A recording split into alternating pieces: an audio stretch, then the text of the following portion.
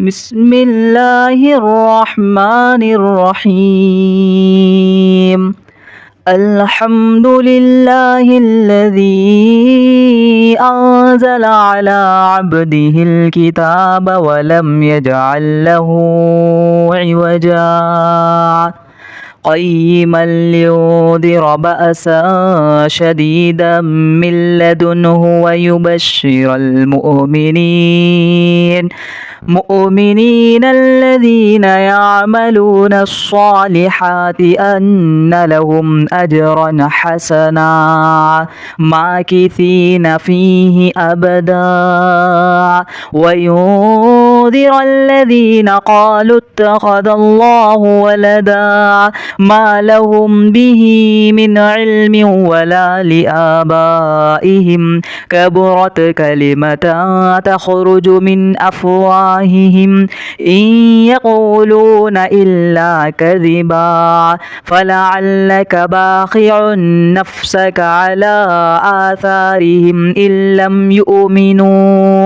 يؤمنوا بهذا الحديث أسفا إنا جعلنا ما على الأرض زينة لها لنبلوهم أيهم أحسن عملا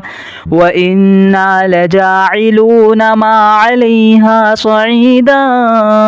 جرزا أم حسبت أن أصحاب الكهف والرقيم كانوا من آياتنا عجبا إذ أوى الفتية إلى الكهف فقالوا ربنا آتنا من لدنك رحمة وهيئ لنا من أمرنا رشدا فضربنا على آذانهم في الكهف سنين عددا ثم بعثناهم لنعلم أي الحزبين أحصى لما لبثوا أمدا نحن نقص عليك نبأهم بالحق إنهم فتية آمنوا بربهم وزدناهم هدى وربطنا على قلوبهم إذ قاموا فقالوا ربنا رب السماوات والأرض لن ندعو من دونه إلها لقد قلنا إذا شططا هؤلاء قوم اتخذوا من دونه آلهة لولا يأتون عليهم بسلطان بين فمن أظلم ممن افترى على الله كذبا وإذ اعتزلتموهم وما يعبدون إلا الله فأووا إلى الكهف ينشر لكم ربكم من رحمته ويهيئ لكم من أمركم مرفقا وترى الشمس إذا طلعت تزاور عن كهفهم ذات اليمين وإذا غربت تقرضهم ذات الشمال وهم في فجوة من ذلك من آيات الله من يهد الله فهو المهتد ومن يضلل فلن تجد له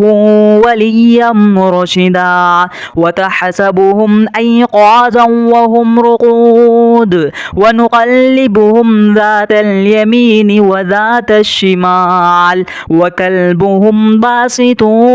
ذراعيه بالوصيد لو اطلعت عليهم لوليت منهم فرارا ولملئت منهم رعبا وكذلك بعثناهم ليتساءلوا بينهم قال قائل منهم كم لبثتم قالوا لبثنا يوما أو بعد يوم قالوا ربكم أعلم بما لبثتم فابعثوا أحدكم بورقكم هذه إلى المدينة فلينظر أيها أزكى تركا طعاما فليأتكم برزق منه وليتلطف ولا يشعرن بكم أحدا إنهم إن يظهروا عليكم يرجموكم أو يعيدوكم في ملتهم ولا تفلحوا إذا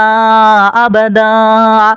وكذلك أعثرنا عليهم ليعلموا أن وعد الله حق وأن الساعة لا ريب فيها إذ يتنازعون بينهم أمرهم فقالوا ابنوا عليهم بنيانا ربهم أعلم بهم قال الذين غلبوا على أمرهم لنتخذن عليهم مسجدا سيقولون ثلاثة رابعهم كلبهم ويقولون خمسة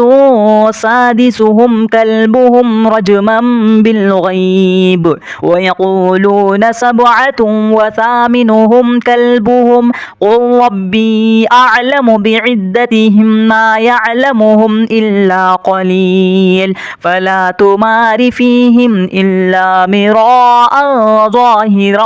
ولا تستفت فيهم منهم أحدا ولا تقولن لشيء إني فاعل ذلك غدا إلا أن يشاء الله واذكر ربك إذا نسيت وقل عسى أن يهديني ربي لأقرب من هذا رشدا ولبثوا في كهفهم 300 سنين وازدادوا 9 قل الله أعلم بما لبثوا له غيب السماوات والأرض أبصر به وأسمع ما لهم من دونه من ولي ولا يشرك في حكمه أحدا واتل ما أوحي إليك من كتاب ربك لا مبدل لكلماته ولا تجد من دونه ملتحدا واصبر نفسك مع الذين يدعون ربهم بالغداة والعشي يريدون وجهه ولا تعد عيناك عنهم تريد زينة الحياة الدنيا ولا تطع من أغفلنا قلبه عن ذكرنا واتبع هواه وكان أمره فرطا وقل الحق من ربكم فمن شاء فليؤمن ومن شاء فليكفر إنا أعتدنا للظالمين نارا أحاط بهم سرادقها وإن يستغيثوا يغاثوا بماء كالمهل يشوي الوجوه بئس الشراب وساءت مرتفقا إن الذين آمنوا وعملوا الصالحات إنا لا نضيع أجر من أحسن عملا أولئك لهم جنات عدن تجري من تحتهم الأنهار يحلون فيها من أساور من ذهب ويلبسون ثيابا خضرا من سندس واستبرق متكئين فيها على الأرائك نعم الثواب وحسنت مرتفقا واضرب لهم مثلا رجلين جعلنا لأحدهما جنتين من أعناب وحففناهما بنخل وجعلنا بينهما زرعا كلتا الجنتين آتت أكلها ولم تظلم منه شيئا وفجرنا خلالهما نهرا وكان له ثمر فقال لصاحبه وهو يحاوره أنا أكثر منك مالا وأعز نفرا ودخل جنته وهو ظالم لنفسه قال ما أظن أن تبيد هذه أبدا أبدا وما أظن الساعة قائمة ولئن رددت إلى ربي لأجدن خيرا منها منقلبا قال له صاحبه وهو يحاوره أكفرت بالذي خلقك من تراب ثم من نطفة ثم سواك رجلا لكن هو الله ربي ولا أشرك بربي أحدا ولولا إذ دخلت جنتك قلت ما شاء الله لا قوة إلا بالله إن ترني أنا أقل منك مالا وولدا فعسى ربي أن يؤتيني خيرا من جنتك ويرسل عليها حسبانا من السماء فتصبح سعيدا زلقا أو يصبح ماؤها غورا فلن تستطيع له طلبا وأحيط بثمره فأصبح يقلب كفيه على ما أنفق فيها وهي خاضعة على عروشها ويقول يا ليتني لم أشرك بربي أحدا ولم تكن له فئة ينصرونه من دون الله وما كان منتصرا هنالك الولاية لله الحق هو خير ثوابا وخير عقبا واضرب لهم مثل الحياة الدنيا كماء إن أنزلناه من السماء فاختلط به نبات الأرض فأصبح هشيما تذروه الرياح وكان الله على كل شيء مقتدرا المال والبنون زينة الحياة الدنيا والباقيات الصالحات خير عند ربك ثوابا وخير أملا ويوم نسير الجبال وترى الأرض بارزة وحشرناهم فلم نغادر منهم أحدا وعرضوا على ربك صفا لقد جئتمونا كما خلقناكم أول مرة بل زعمتم أن لن نجعل لكم موعدا ووزع الكتاب فترى المجرمين مشفقين مما فيه ويقول يا ويلتنا ما لهذا الكتاب لا يغادر صغيرة ولا كبيرة إلا أحصاها ووجدوا ما عملوا حاضرا ولا يظلم ربك أحدا وإذ قلنا للملائكة اسجدوا لآدم فسجدوا إلا إبليس كان من الجن ففسق عن أمر ربه أفتتخذونه وذريته أولياء من دوني وهم لكم عدو بئس للظالمين بدلا ما أشهدتهم خلق السماوات والأرض ولا خلق أنفسهم وما كنت متخذ المضلين عضدا ويوم يقول نادوا شركائي الذين زعمتم فدعوهم فلم يستجيبوا لهم وجعلنا بينهم موبقا ورأى المجرمون النار فظنوا أنهم مواقعها ولم يجدوا عنها مصرفا ولقد صرفنا في هذا القرآن للناس من كل مثل وكان الإنسان أكثر شيء جدلا وما منع الناس أن يؤمنوا إذ جاءهم الهدى ويستغفروا ربهم إلا أن تأتيهم سنة الأولين أو يأتيهم العذاب قبلا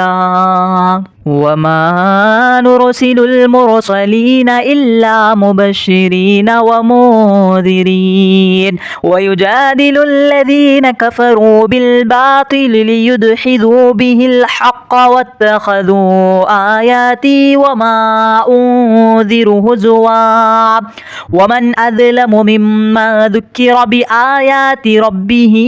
فأعرض عنها ونسي ما قدمت يداه إنا جعلنا على قلوبهم أكنة أن يفقهوه وفي آذانهم وقرا وإن تدعهم إلى الهدى فلن يهتدوا إذا أبدا وربك الغفور ذو الرحمة لو يؤاخذهم بما كسبوا لعجل لهم العذاب بل لهم موعد لن يجدوا من دونه موئلا وتلك القرى أهلكناهم لما ظلموا وجعلنا لمهلكهم موعدا وإذ قال موسى لفتاه لا أبرح حتى أبلغ مجمع البحرين أو أمضي حقبا فلما بلغ مجمع بينهما نسي حوطهما فاتخذ سبيله في البحر سربا فلما جاوز قال لفتاه آتنا غداءنا لقد لقينا من سفرنا هذا نصبا قال أرأيت إذ أوينا إلى الصخرة فإني نسيت الحوت وما أنسانيه إلا الشيطان أن أذكره واتخذ سبيله في البحر عجبا قال ذلك ما كنا نبغي فارتد على آثارهما قصصا فوجد عبدا من عبادنا آتيناه رحمة من عندنا وعلمناه من لدنا علما قال له موسى هل أتبعك على أن تعلمني مما علمت رشدا قال إنك لن تستطيع معي صبرا وكيف تصبر على ما لم تحط به خبرا قال ستجدني إن شاء الله صابرا ولا أعصي لك أمرا قال فإن اتبعتني فلا تسألني عن شيء حتى أحدث لك منه ذكرا فانطلقا حتى إذا ركب في السفينة خرقها قال أخرقتها لتغرق أهلها لقد جئت شيئا إمرا قال ألم أقل إنك لن تستطيع معي صبرا قال لا تؤاخذني بما نسيت ولا ترهقني من عمري عسرا فانطلقا حتى إذا لقي غلاما فقتله قال أقتلت نفسا زكية بغير نفس لقد جئت شيئا نكرا قال ألم أقل لك إنك لن تستطيع معي صبرا قال إن سألتك عن شيء بعدها فلا تصاحبني قد بلغت من لدني عذرا فانطلقا حتى إذا أتيا أهل قرية استطعما أهلها فأبوا أن يضيفوهما فوجد فيها جدارا يريد أن ينقض فأقامه قال لو شئت لاتخذت عليه أجرا قال هذا فراق بيني وبينك سأنبئك بتأويل ما لم تستطيع عليه صبرا أما السفينة فكانت لمساكين يعملون في البحر فأردت أن أعيبها وكان وراءهم ملك يأخذ كل سفينة غصبا وأما الغلام فكان أبواه مؤمنين فخشينا أن يرهقهما طغيانا وكفرا فأردنا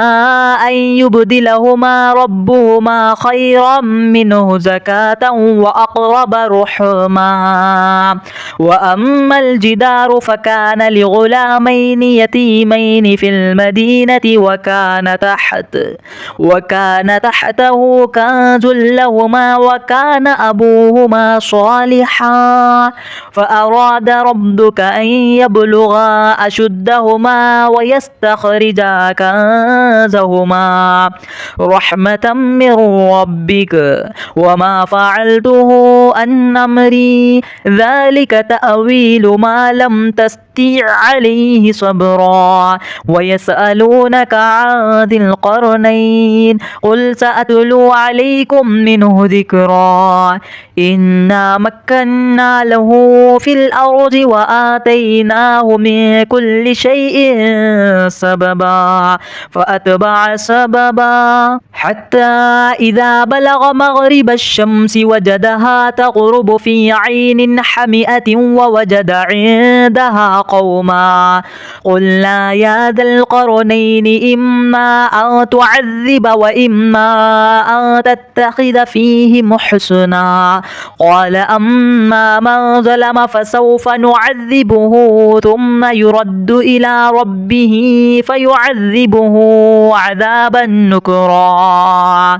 وأما من آمن وعمل صالحا فله جزاء الحسنى وسنقول له من أمرنا يسرا ثم أتبع سببا حتى إذا بلغ مطلع الشمس وجدها تطلع على قوم لم نجعل لهم من دونها سترا كذلك وقد أحطنا بما لديه خبرا ثم أتبع سببا حتى إذا بلغ بين السدين وجد من دونهما قوما لا يكادون يفقهون قولا قالوا يا ذا القرنين إنا يأجوج ومأجوج مفسدون في الأرض فهل نجعل لك خرجا على أن تجعل بيننا وبينهم سدا قال ما مكني فيه ربي خير فأعينوني بقوة أجعل بينكم وبينهم ردما آتوني زبر الحديد حتى إذا ساوى بين السدفين قال انفخوا حتى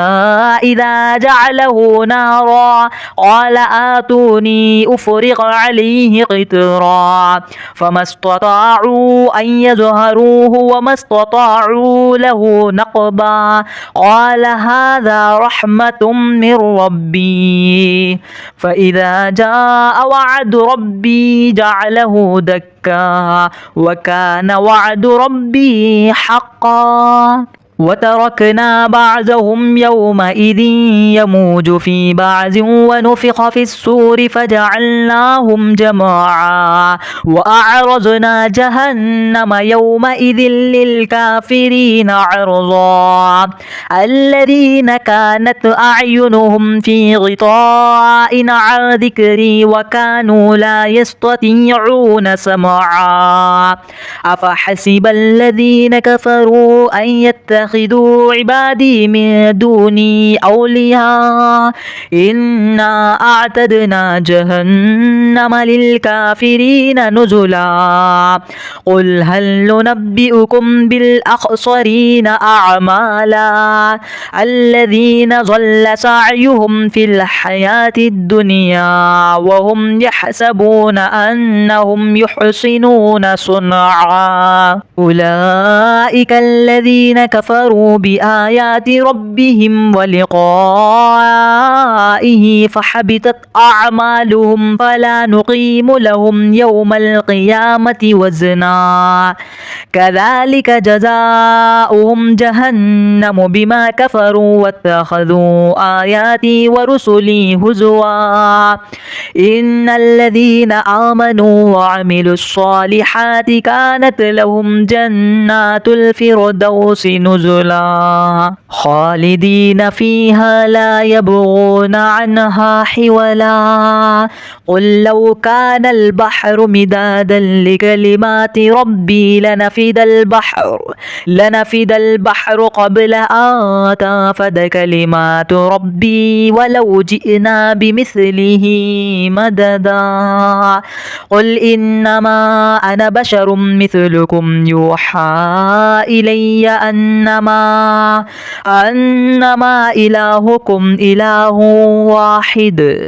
فمن كان يرجو لقاء ربه فليعمل عملا صالحا ولا يشرك بعبادة ربه أحدا